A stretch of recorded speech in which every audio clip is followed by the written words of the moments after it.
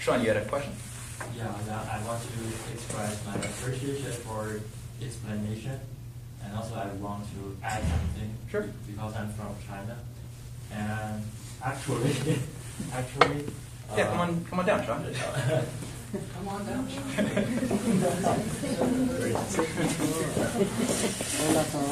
Very glad to meet you guys. I'm from China, and I'm currently studying in McGill Faculty of Medicine on occupational health, how to protect the workers. And you saw the posters like work safety. That's what I do.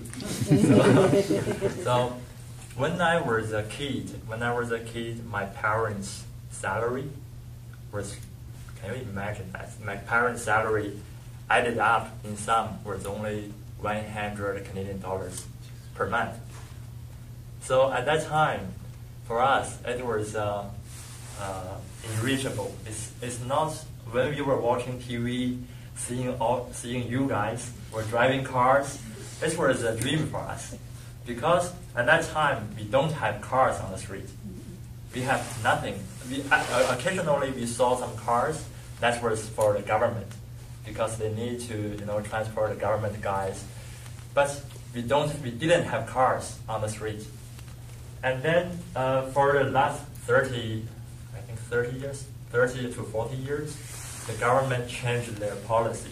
They opened up and did the reform of the whole country, the economy, the whole country, and people were increasingly rich, and they are richer and richer.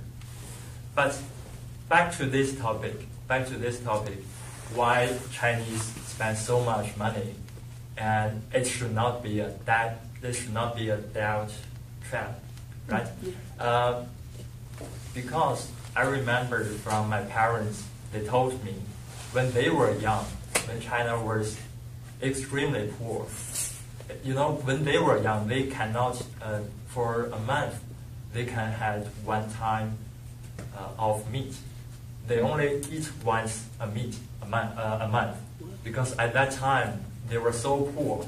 But even at that time, Chinese government was donating for Africa. At that time, most of the Chinese area were even poorer than Africa. But at that time, Chinese government was donating a lot of money and food to the Africa, and that was kind of like a communism dream. So sometimes I know when I came here, I say that communism, and people think, oh, it's evil.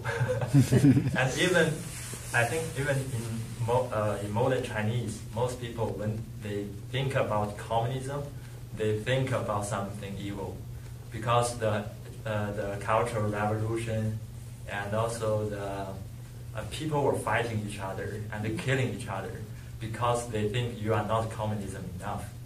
So yes, at that time there were for most people think that communism was evil, but that is kind of the good thing for communism.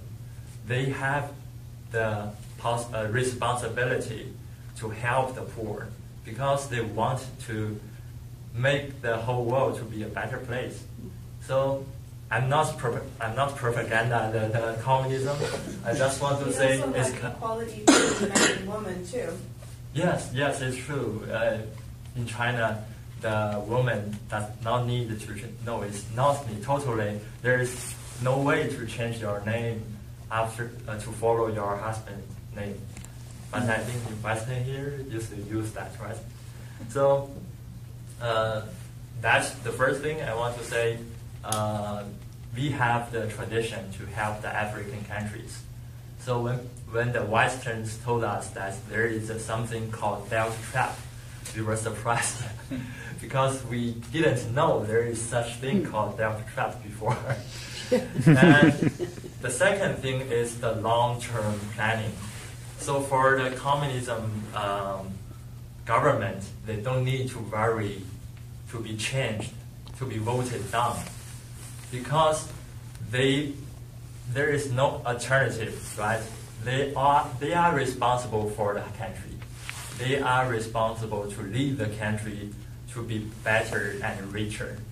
And yes, we don't vote like you guys to elect Donald Trump or Justin Trudeau, but we have a meritocracy. Yes, meritocracy. Because, for example, President Xi, he used to lead, I think 20 years ago, 30 years ago, President Xi already led some provinces with 300 million people, or 100 million people, 30 years ago. So you can imagine that is third the population, the 3 times the population of Canada. He was the president of the province, and then transferred to another province, and then another province, and then another province, and then the central government decided measured his performance and decided to transfer him to promote him from the local government to the central government. And then all the people, all the leaders in the Chinese government, they came through this channel. It's like a company. You are responsible for development. That is why, if your project, you promised that, okay, I promise I will build this road before next year, you must do it. If you can't do it, you leave the position. You are depromotion. So that is what we monitor. That's why, from my point of view, the government has such high efficiency. And also, the other I want to share is about education. In Chinese universities, we see a lot of students from Africa, and their tuition fees are paid by the Chinese government. Yes, and you know what? When I came here, I paid the McGill tuition fee. As an international student, it's 20,000 per year, Canadian dollars. And what's yours as a Quebec residence tuition fee here? So I think it's 5 times higher, not 4 times or 3 times higher than you guys. But for the African students, when they come to China to study, Chinese government paid all the tuition fee, the living fee, and all the fees for them, and let them to study the STEAM, science, technology, engineering, and mathematics, and also medicine. I know it's not so theoretically international students are allowed to study medicine here, but actually no. But in China, no. In China, our medical school, you can see a lot of African students. And as I would like to say it again, the Chinese government is paying for the tuition fee and all of their fees. And I have a friend, my university friend, working in my university as an international affairs officer. And sometimes she even complains to me that why does our government pay so much to our African friends? Because we see the government pays a lot of money, and sometimes some students, they are not as qualified as the Chinese students, but they enter the top universities. And for me, for example, the best university, maybe here in Canada, the best 3 university, you can name maybe Toronto or UBC or McGill, and calculate your chance to enter it.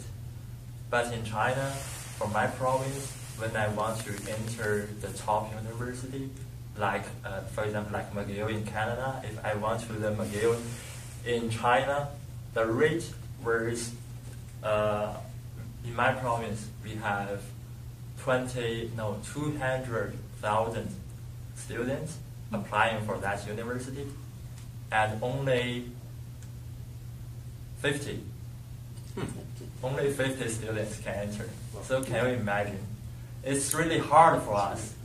For most Chinese, we are not, we don't have the chance to enter the top universities. But they are open for for African students. So, you know, for us, sometimes we feel we were discriminated as a Chinese in our own country. But what I want to express is, for us, for the most Chinese, we have the true friendship to the Africa, because we experienced the poverty. We know what the life was worth, and even though when I was young, when I was a small kid, I experienced that it was what was poverty, and we have the responsibility to help them. And our way to grow from a very extreme poor country to nowadays is mostly because industrialization and the roads and the transportation we built for the rural area to connect the country, making the poor people to come to the cities and to receive education, and then to make all of the people to be rich. Yes. And I remember, yes, as I mentioned, my parents' salary when I was a kid, it was 100 Canadian dollars. And when I came here, I also found a job as a consultant. And my previous job in China was a senior manager. And I found that the salary here is not even higher. It's not higher than my previous work. But my previous work was in a third layer city in China. So, I mean, yes, before I was a manager, and here is a consultant. So maybe that's the reason. But for many Chinese, financially, they are already not poor anymore. So, to wrap up, I want to say is we Chinese know we experience extreme poverty, and we don't use the condescending or arrogant thing to treat our friends in Africa. So that's what we do, and I think they will keep doing on that. Thank you.